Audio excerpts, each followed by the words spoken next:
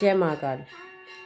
इंसान जब चाहता है किसी टाइम कोई काम को मुकर्रर कर दिया जाता है कि इस टाइम वो काम करेगा, पर वो नहीं कर पाता है, तो इसमें कहीं ना कहीं प्रभु इच्छा होती है। इंसान बेशक कितना ही खुश हो जाए कि वो जो वो चाहता है वो कर सकता है, परंतु ऐसा नहीं होता है। जिसमें परमात्मा की इच्छा नहीं है वो काम वो कभी नहीं कर सकता।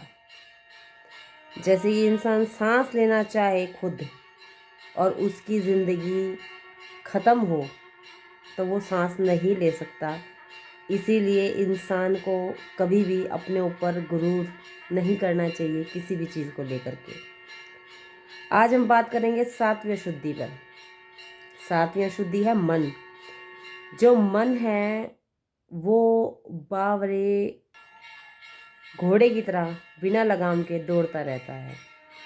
इसको कंट्रोल में इंसान तभी कर सकता है जब वो अपनी इच्छाओं की समाप्ति करने लग जाता है, क्योंकि जो मन है ना वो इंसान के आखिरी समय तक उसको दौड़ाता ही रहता है। इसलिए इस मन को काबू में करना सीखिए। और आठवीं जो अशुद्धि है वो है बुद्धि। बुद्धि दो तरीके से काम करती है। या तो आप बुद्धि के हिसाब से चल लीजिए या बुद्धि को अपने हिसाब से चला लीजिए, क्योंकि बुद्धि का काम यही है कि वो तर्क वितर्क करती है हर चीज़ में। इंसान चाहता कुछ है और वो करवाती कुछ है। इसीलिए इस बुद्धि को, जिसका मन कंट्रोल हो जाता है ना, उसकी बुद्धि ऑटोमेटिक कंट्रोल हो जाती है, क्योंकि मन से जुड़े तार ही होते हैं जो बुद्धि को कंट्रोल करना जानते हैं।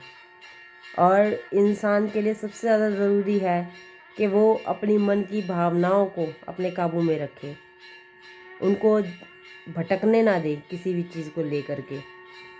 नौवीं अशुद्धि है चित्त।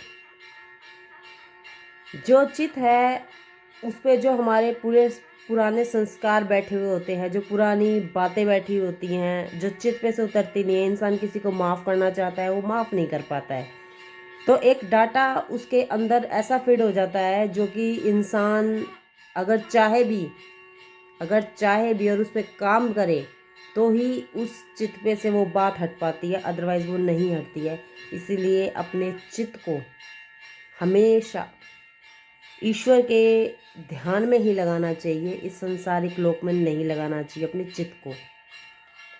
और जो 10वीं अशुद्धि है वो है अहंकार।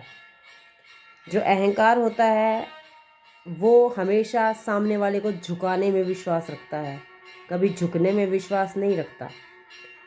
जो अहंकार होता है वो हमेशा दूसरे की हार और खुद की जीत, चाहे खुद इंसान कितना ही गलत हो, लेकिन सामने वाले को झुकाना ही पसंद करेगा अगर उसके अंदर अहंकार है तो। इसलिए हमने जो आपको ये 10 अशुद्धियाँ बताई हैं उन पर काम कीजिए, क्योंकि इंसान का जो आखिरी पड़ाव है वो ये दुनिया नहीं है, वो ईश्वर का घर है, ईश्वर का द्वार है। इसलिए अपनी अशुद्धियों पर ज़रूर काम करें, जिससे कि अपना जीवन खुशमय बना सकें। Thank you.